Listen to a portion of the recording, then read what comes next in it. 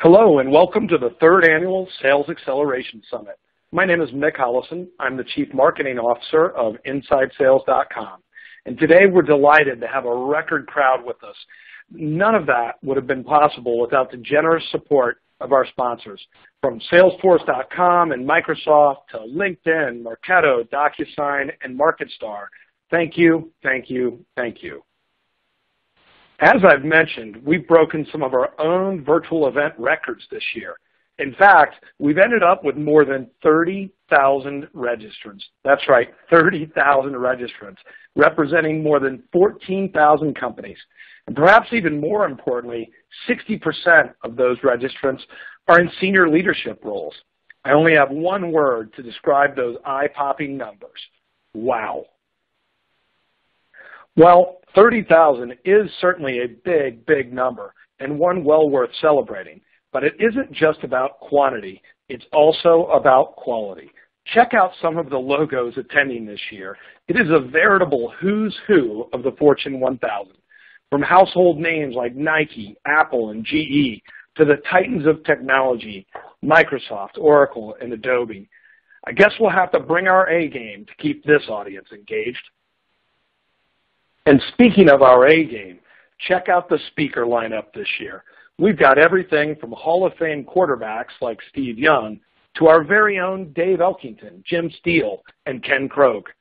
And that's to say nothing of sales gurus like Jill Conrath, Jeffrey Gitomer, and Grant Cardone. Going to be a terrific lineup this year. To help illustrate that point, our speakers this year have collectively published more than 100 books, including Jill Conrath's chart-topping Agile Selling, Jeffrey Gitomer's 21.5 Unbreakable Laws of Selling, and my friend Stan Slapp's Under the Hood, for those of you who want to ignite your company culture. All in all, it's an amazing collection of sales all-stars. Well, no virtual event on selling in the modern era could possibly go without a mention of the importance of social networking. Our numbers from the hashtag universe are equally as impressive as our registration numbers. In fact, we've already had more than 2,000 social posts, and the event hasn't even started yet. More impressively, we've reached more than 7 million people thus far. Unbelievable. Okay, enough with the brag slides. Let's get down to brass tacks. Our agenda this year features 40 live sessions and 40 on-demand sessions.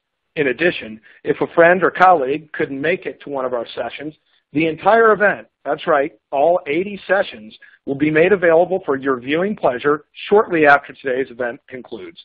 To learn more, simply visit us at InsideSales.com/summit.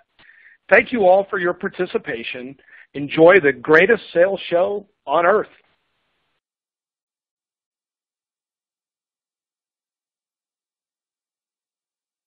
Welcome to our third annual Sales Acceleration Summit. My name is Mick Hollison. I'm the Chief Marketing Officer of InsideSales.com and delighted to have all of you with us today. And perhaps even more delighted to have our first guest for you, the CEO and Chairman of InsideSales.com, Mr. Dave Elkington. Dave? I appreciate it. Thanks for having me, of course. This is an amazing event, and I think this is our third year of doing this event, and I understand we're breaking some records. Yeah, I believe so. Do you know how many we're gonna land at? I suppose you could ask me that, but where are we supposed to land? I've heard upwards of over 20,000, may get up to 22,000 by the time everything's said and done. Fantastic, fantastic. That's great to hear. So, given that kind of interest in sales acceleration and the industry altogether, you were with Inside Sales at the very inception back in 2004. What can you tell me about the company and the journey that you've been on? Yeah, so, it's interesting. The inside sales, and it's now an industry. At the time, 2004, go back in time, really wasn't an industry and was barely a department in a company. And at the time, inside sales was called sales support or remote sales or corporate sales or teles. I mean, it was very fluid at the time. We decided to buy the inside sales domain, and Ken Krogh, one of the founders in the company, was a believer in the industry. I mean, back in like the early 90s, he had founded Franklin, before it was Franklin Covey, it was just Franklin, their inside sales department. And so when he joined in as a partner and co-founder, he sold me on the vision of what inside sales was and what it could be. And so we buy the domain, and interestingly, no advertising or anything. We throw up a website, put a web form on it, and we got the first day 7 or 8 web leads. And I was like, how is this even possible? Like, first of all, we didn't advertise. How would they find it day one? And we looked at some of the interesting, the inquiries and the leads, and sure enough, people were saying, hey, I run an inside sales department at so-and-so, and I'm looking for technology to help me be more efficient. Or I run corporate sales or remote sales. And so what was happening was there was an industry emerging without really any leaders at the time. And I think it was really for 3 core reasons. First of all, inside sales was so much more efficient. It was roughly a third the cost to generate inside sales quoted revenue versus field generated revenue. Number 2, the sales cycles were about the third the time. So if you had a typical, we'll call it a, say, 9-month to 12-month sales cycle with your field team, inside sales was going to be maybe 3 months. I mean, generally speaking, the average inside sales today, in some of the research we do, the average sales cycle is between 45 and maybe 90 days. And that includes mid-market and in some cases enterprise customers. And then the last category is it was preferred by the buyer, the seller, and the business. The buyer, as a consumer of enterprise technologies or products, they didn't have to accommodate people coming on site and bringing their sales engineers, their legal people, their product people, their consultants, and host them for a day or 2 days or whatever it is. Instead, you could do a 20-minute or 30-minute overview online, and you could ask questions digitally. So the buyer preferred it. The seller also preferred it, and it's because a sales rep now could be 25 years old or 30 years old, have all of the information at his fingertips. He's got the internet to be able to respond to these inquiries very effectively, and more interestingly, they could still make their 6-figure incomes, and in some cases even 7-figure incomes, and do this remotely. And so, generally speaking, the industry was very fluid, but there was so many efficiencies that it really seemed to be preferred by everybody, except, interestingly, for the old school field people. So early on, we were almost drug into it. I mean, we had kind of the inspiration, and then we were just drug into it by the market trends and the demand from customers. So, given all of those dynamics and the clear rationale for why inside sales has taken off, has it been growing faster than field sales, or at about the same rate, or what's been happening with the growth of inside sales? So that's a softball, of course. Inside sales, yeah, that's what you're here for. Inside sales is on a tear. Honestly, inside sales is growing. Generally speaking, in most segments, 3 times faster. Now, there are periods in like 2007, 2008, during the market crash, inside sales was growing over 11 times faster, 1,100% faster than field sales. But it's kind of plateaued at, it's plateaued at 300% faster, which again goes and testifies to the evolution and the opportunity in inside sales. And really, if you look at inside sales in terms of development as an industry and apply the Jeffrey Moore curve to it, what we're seeing is the market has evolved to where we're past the metaphorical Jeffrey Moore chasm, and we're really into the early adopters. What that means is in the early 2000s, you had the bleeding adopters. You had the people that were small businesses who will try anything to survive, and you saw really innovators. Salesforce.com was an innovator where they really led with inside sales.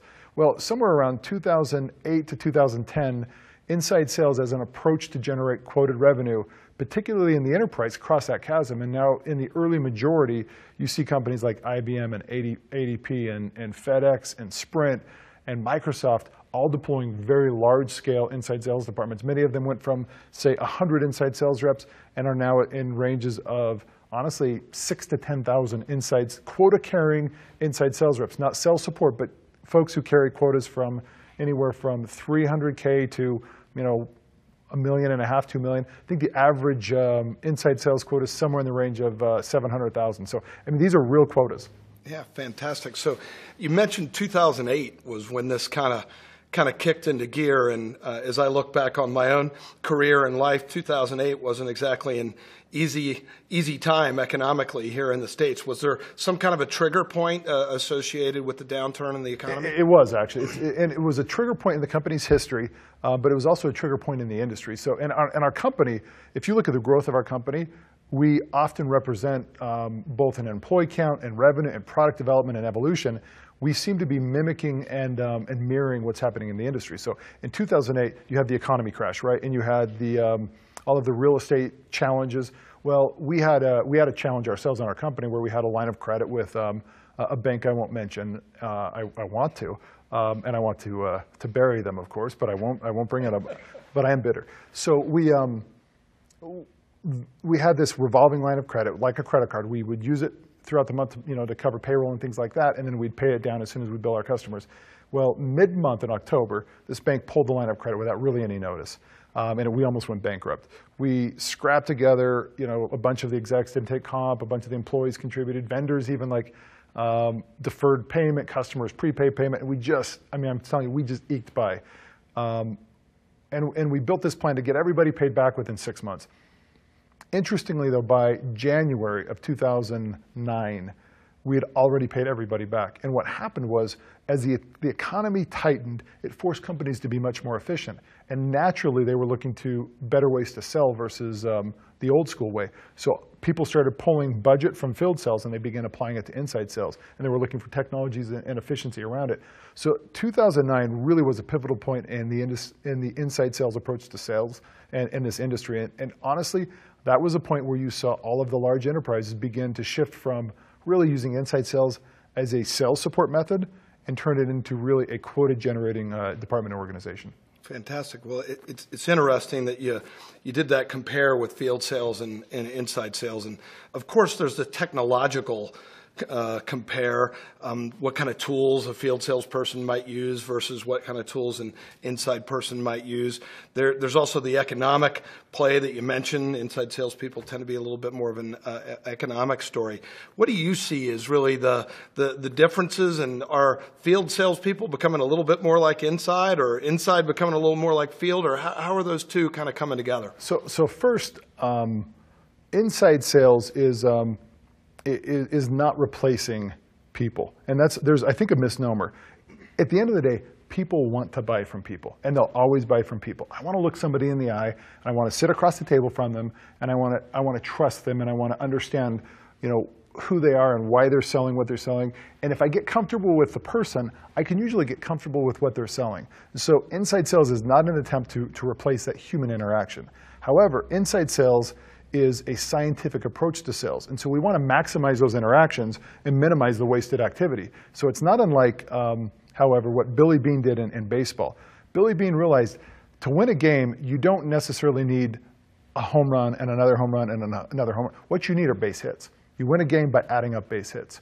That's how you win. In inside sales, you win by getting quota attainment and getting revenue. You don't have to have the $1 million deals every time. What you want is consistent, repeatable, predictable revenue. That's what inside sales is. And so the way that happens is it's more of it's a math problem. You want sales reps, and you want to know what the leading indicators to every actual transaction. So you want to know how many dials are required to engage in an opportunity. You want to know how much talk time. You want to know the number of engagements. You want to know what kind of messages resonate with a specific industry or a segment or a title level. And once you understand that, you can then optimize that. To answer your question in terms of inside sales versus field, they're becoming the same, right? They're becoming the same. And why? The whole reason inside sales exists, and it's an easy answer. There's one reason: it's the internet. I want to say it's Billy Beane, or maybe it's me, or maybe it's Jim Still. It's the internet. And the internet disrupted every way of life. It interrupted and disrupted the commerce process, right? We don't go to stores anymore like we used to. I go to Amazon. Amazon knows what I want to know better than I know what I want to buy. I just go to Amazon, I say buy, and then a week later they have a better list of things for me to buy, and I buy that stuff too. Inside sales, or excuse me, the internet disrupted the marketing process, and it's very personalized and it's very designed for me. Well, inside sales, or excuse me, the internet has disrupted inside sales. And it's a data-driven, predictable, optimized, technologically enabled sales process. Do the field sales reps want that also? Of course they do. So they're sitting in their home office. In fact, we interview lots of field sales and inside sales reps. Field sales spend 60% of their time roughly in their home office using remote meeting tools and remote engagement tools and contracting tools and digital sales enablement tools that help them be effective, exactly like inside sales reps. The difference is they're, at the end of the day, that you still, on some of your large engagements, you still need to go on site and spend a little bit of time and make sure that you're talking to all of the appropriate parties, whereas inside sales, much of this can be done just over the phone and over email. That was fantastic, Dave. I see the same thing. I see field and inside coming much more closely together. But as I look at that and I step back, and I'm a big baseball fan and love watching Moneyball myself, and there was a lot of artful decision making happened in the baseball scouting practices in those days. There was what Billy brought was science to the table, and now what I think I see happening is data science being applied and predictive analytics type of technologies being provided for inside salespeople. How are data science and inside sales kind of getting together and making the selling process more efficient and productive? Okay, so I love that question because I love data, and I love data science and the application of science and data to help us be more effective in life. So to understand really what's happening in predictive sciences today, you have to actually go back to the 70s and look at the evolution of enterprise software.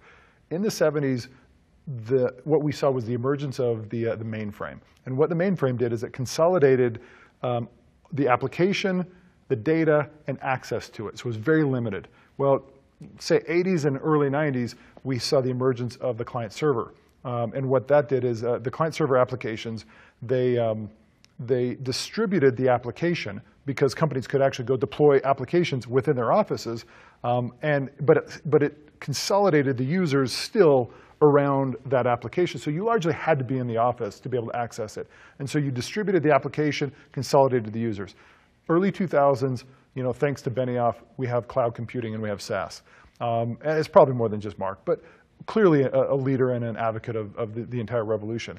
Well, it's an evolution of this overall enterprise software development. And what it did is it distributed it went back to kind of mainframe concept in that it consolidated the application into the cloud, but it vastly distributed the access to this thing. So you've got users all over the globe, maybe the universe. And so in turn, it required the ability to consume and store massive amounts of data. When it was at the client server stage, you were limited to the data relative to the company.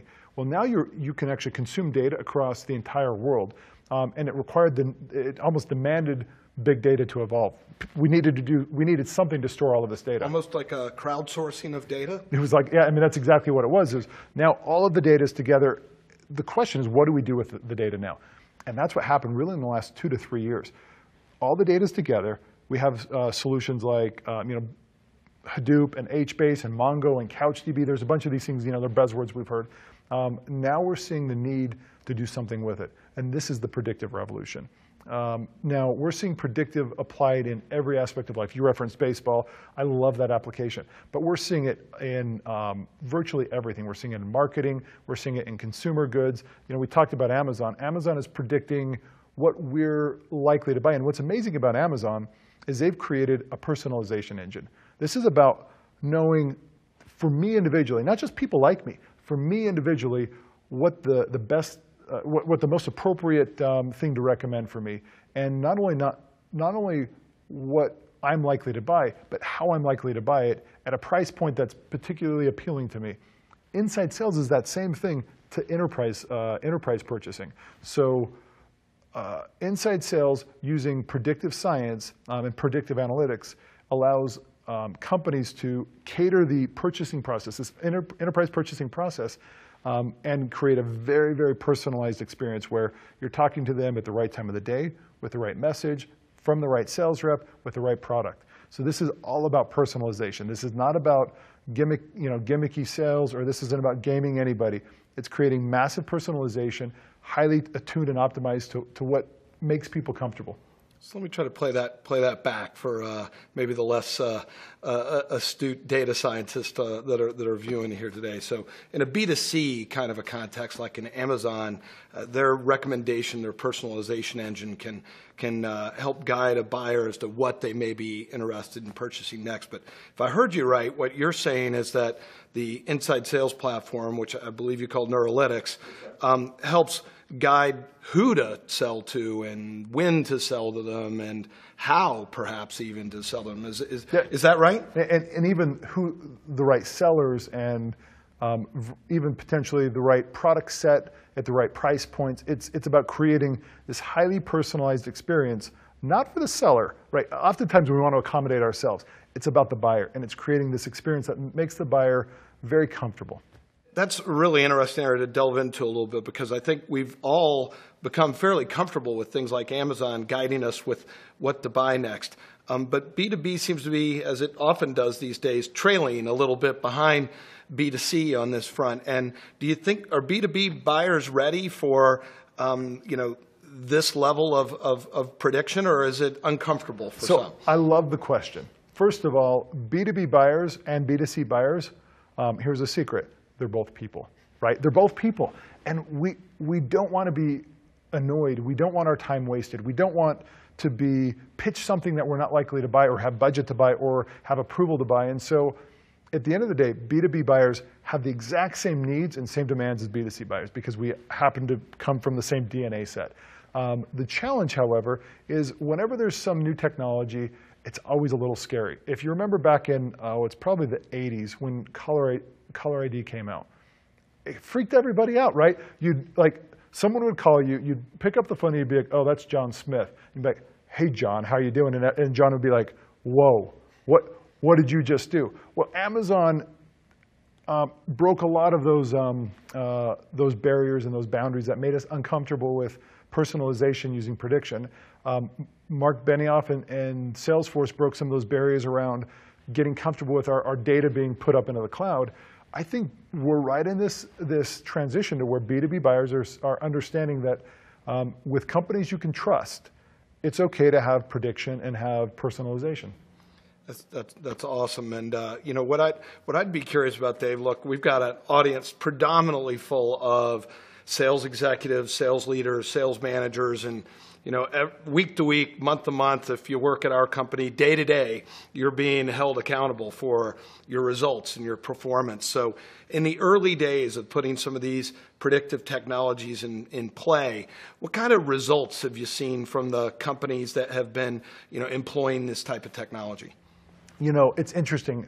The results are so tangible and they're so obvious. It's the same thing when initially Billy Beane does this in baseball. At first you question it because it feels like it's an affront to the art that we've developed within ourselves. But very quickly, as you see technology and predictive sciences help you sell more and help you make more money and help you be more successful and help you be better at helping clients, you immediately become ingratiated to it and really love it. And it is the numbers. The numbers are typically, from a productivity standpoint, meaning how much more productivity can you get out of a salesperson or a sales floor, it's not unrealistic to assume that you can see anywhere from 50 to 100% more activity very quickly by applying these kind of sciences. Interestingly, even down at the revenue level, we see very commonly anywhere from the low teens, say 10 to 12% increase in actual top-line revenue, and upwards of 30 to 50%. I mean, we have one of our clients and partners is a company called ADP. Everybody knows ADP. One of the global providers of payroll services.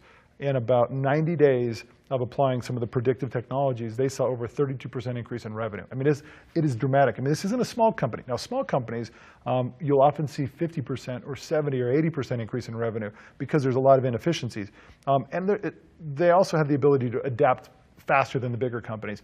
But predictive sciences, and it's not just us, we see it in the industry in general. Predictive sciences will see, I think it's very reasonable to expect a 20 to 30% uplift in revenue.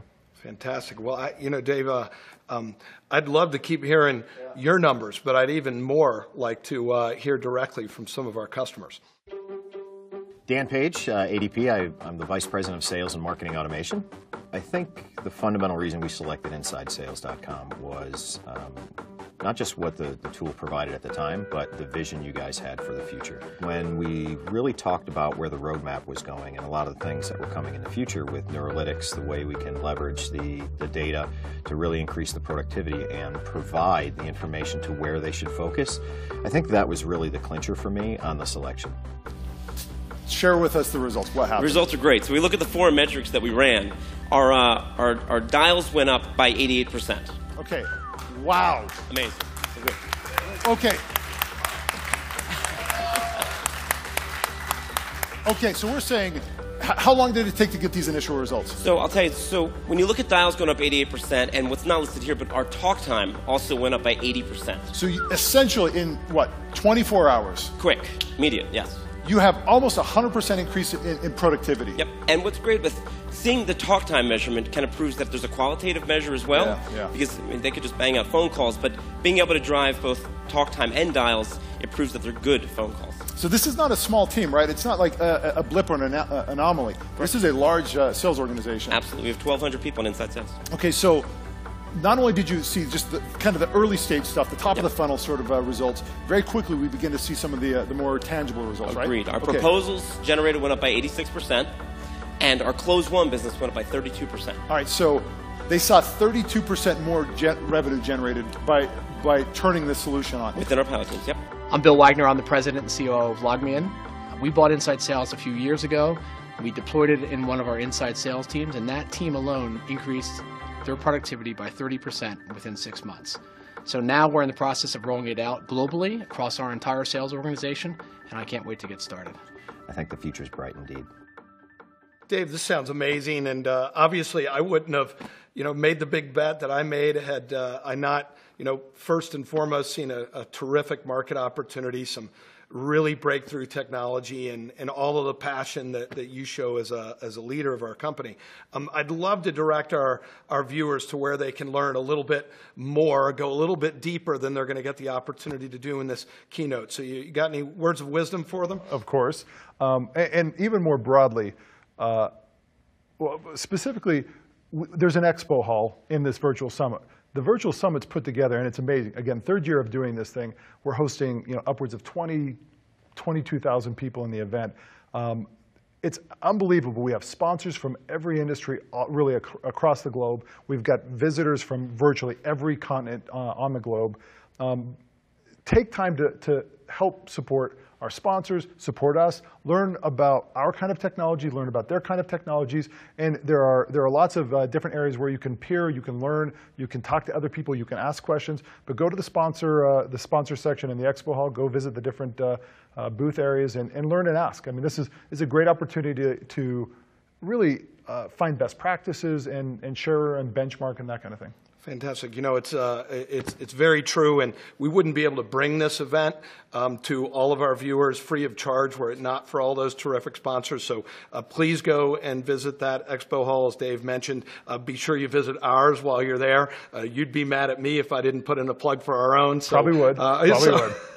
So with that, enjoy the rest of the conference. Hey, thank you.